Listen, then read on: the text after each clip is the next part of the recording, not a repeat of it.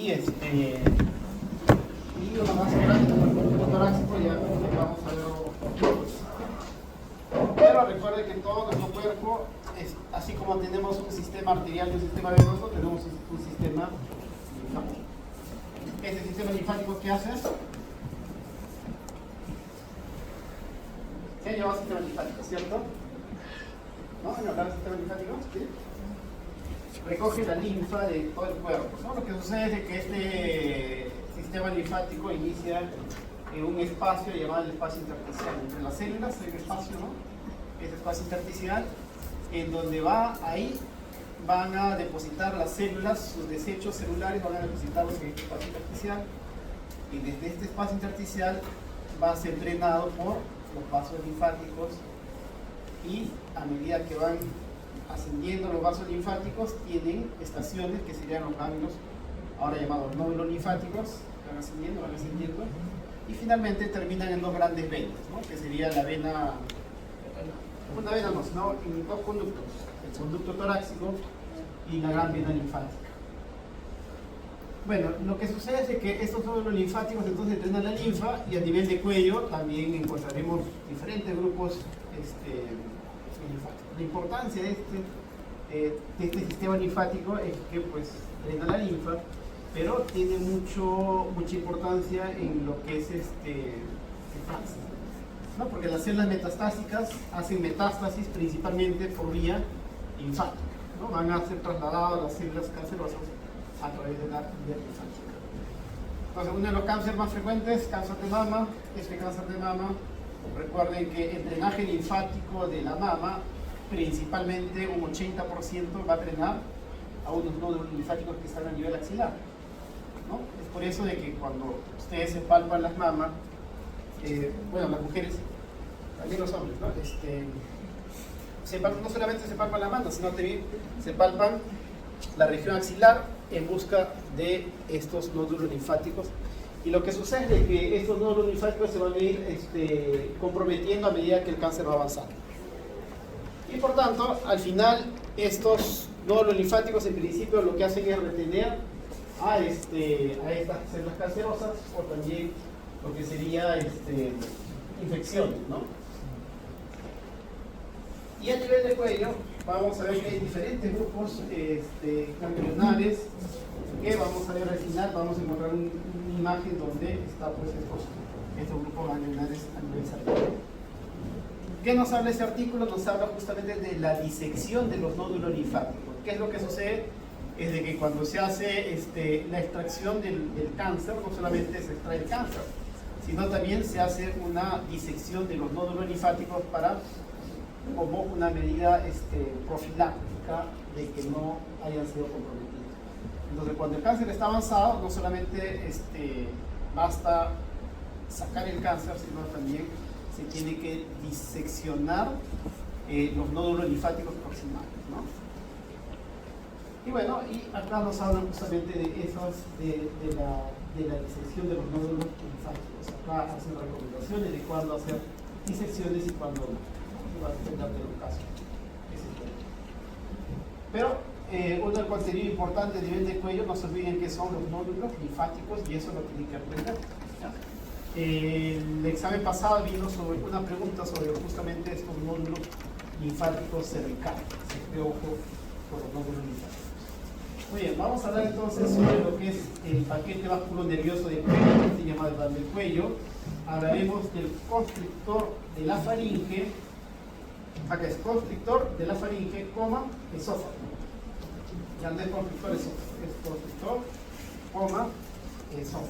Constrictor de la faringe, esófago. Hablaremos de laringe y tráqueo.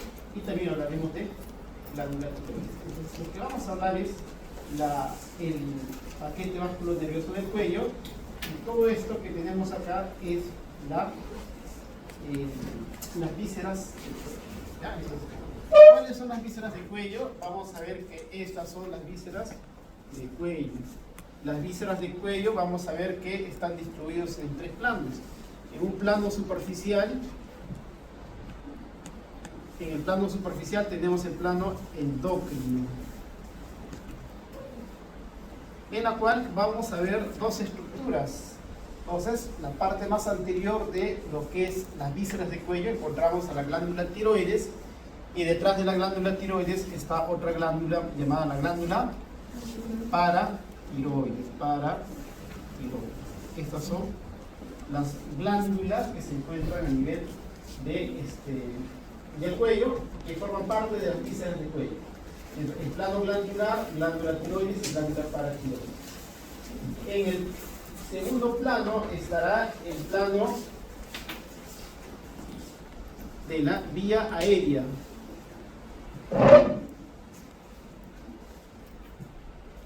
En la vía aérea vamos a encontrar a la parte superior estará la laringe y más abajo estará la tráquea.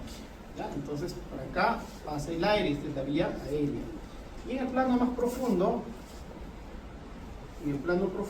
encontramos a la vía digestiva.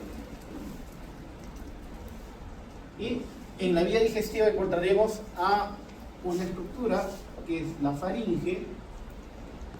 A nivel de cuello específicamente una parte de lo que sería la faringe, que sería exactamente la laringofaringe. La laringofaringe o hipofaringe y el esófago cervical. Porque el esófago tiene 3 porciones. ¿Ya? Entonces, a nivel de cuello encontraremos la laringofaringe o hipofaringe y también encontramos a eso que sería el esófago cervical. Estas estructuras pertenecen a la vía digestiva y es la que está más posterior. Y en el plano intermedio estará la vía aérea, donde vamos a ver a la laringe y la tráquea, y el plano más superficial será la glándula tiroides y la glándula paratiroides. En conjunto, todo eso es llamado las vísceras de cuello. Entonces vamos a hablar entonces de lo que sería vísceras de cuello y también hablaremos del paquete vasculonervioso del cuello. Muy bien, entonces vamos a empezar a hablar del paquete vasculonervioso del cuello. Este paquete vasculonervioso del cuello, ¿en qué triángulo se encuentra? En el triángulo carotidio. Bien, entonces sabemos que este triángulo carotidio está delante del esternocleidomastoideo, ¿no? Entonces, si nosotros colocamos nuestros deditos delante del esternocleidomastoideo, fácilmente vamos a poder vamos a palpar y vamos a la arteria carótida, y pues ahí se va a sentir el pulso carotidio, ¿no? Entonces, el pulso carotidio se da justamente en el triángulo carotidio, delante del músculo esternocleidomastoideo. Entonces, acá está el triángulo carotidio, su límite posterior e inferior es el esternocleidomastoideo, su límite anterior es el vientre superior del omoioideo, su vientre superior será el vientre posterior del ligastro. Este paquete vasculonervioso del cuello estará formado por la arteria carótida común, por la vena yugular interna y entre las dos un vago. Un vago entre las dos está en el medio. Recuerden la disposición de este paquete vasculonervioso. ¿Quién es el más lateral y superficial? De los 3 estructuras, ¿quién es el más superficial? La vena, ¿no? La vena va a ser más superficial y más lateral, mientras que más medial y profundo estará la arteria carótida común, y entre los dos el nervio vago. ¿Ya? El nervio vago se encuentra entre estas dos arterias, entre la arteria y la vena. Un vago entre las dos, vamos a hablar de cada uno de ellos, empezando por la vena yugular interna. ¿Qué tenemos que saber de la vena yugular interna? A ver. ¿Dónde desemboca? Muy bien. Recuerden que las venas están llevando la sangre hacia el corazón, por tanto, la vena desemboca abajo, acá. ¿No? Entonces, ¿dónde desemboca la vena yugular interna? Que es esta, ¿no? Esta es la vena yugular interna. Desemboca en... no. En esto se llama la vena brachiocefálica. ¿Ya? En este caso es la derecha, acá está la vena brachiocefálica izquierda, ¿no? Entonces, la vena yugular interna desemboca en la vena brachiocefálica, en este caso derecha, al unirse con esta vena llamada la vena subclavia derecha.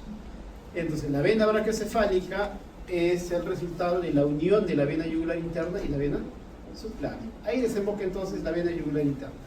¿Qué más tengo que saber de la vena yugular interna? Si ya sabemos dónde desemboca, tenemos que saber su origen. Muy bien. El origen está arriba, mira, ven. En esta vena que tiene la forma de una S, por eso se llama la vena sigmoidea, ¿no? Al inicio esta vena se dilata y se forma el golfo de la yugular. Entonces, esta es vena sigmoidea o seno venoso sigmoideo, y este es el golfo de la yugular. Y justamente esta vena yugular interna sale del cráneo por un agujero llamado el agujero. ¿Cómo se llama el agujero? Yugular, porque justamente por ahí sale la vena yugular. Junto con el agujero yugular, ¿quién está pasando entonces? Pasa, pues está el inicio de la vena yugular interna. Además está par craneal 9, par craneal 10 y par craneal 11. Esas estructuras atraviesan el agujero yugular, o sea, el agujero yugular. Entonces, el origen es la vena sigmoidea, ¿no? Atravesando el agujero yugular y termina drenando en la vena brachiocefálica. ¿Cuáles son las ramas de la vena yugular interna? Ninguna, ¿no? Porque las venas no dan ramas. Las venas reciben, esas son las llamadas las tributarias. La tributaria más importante de la vena yugular interna será esta vena. ¿Cómo se llama esa vena? La vena facial común. Porque esta es la vena facial, mira, esta es la vena facial. Pero en esta vena facial no solamente drena la vena facial, sino otras venas más. Como por ejemplo, acá tengo a esta vena que es la vena retromandibular. Esta vena retromandibular tiene una división anterior, una rama anterior de la vena retromandibular y una rama posterior de la vena retromandibular. Entonces, la división anterior de la vena retromandibular más la vena facial más la vena tiroidea superior más la vena lingual más la vena faríngea, todas terminan en esta vena llamada la vena facial común.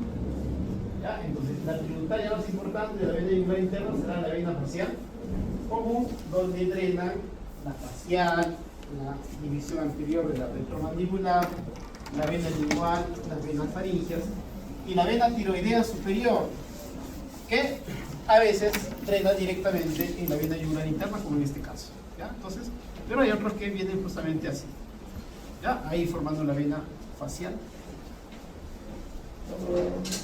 Además, vamos a ver que no forma parte del paquete vasculonervioso del cuello, pero acá tenemos que aprovechar y ver esta vena llamada la vena yugular externa. Entonces, la vena yugular externa es esta vena, la cual, recuerden que la vena yugular externa se forma por la unión de esta vena retromandibular posterior y esta vena llamada la vena auricular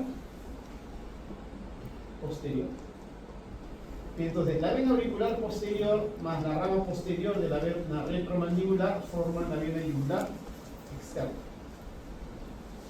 ¿Cómo diferenciamos la vena yugular externa e interna? Aparte del tamaño, es de que en el medio de los dos está un músculo llamado que es esternocleidomastoideo. ¿No? Entonces, el esternocleidomastoideo, si vemos una vena que está superficial al esternocleidomastoideo, es la vena yugular externa. Si está profundo, será la vena yugular interna. Entonces, esta es la vena retromandibular. Mira cómo da origen, la vena retromandibular se divide en dos para dar origen a dos venas, hacia adelante a la vena facial común y hacia atrás a la vena yugular externa. ¿Ya? La vena yugular externa. Muy bien, esa es la parte venosa. Esa es la parte venosa. Vamos a la parte arterial.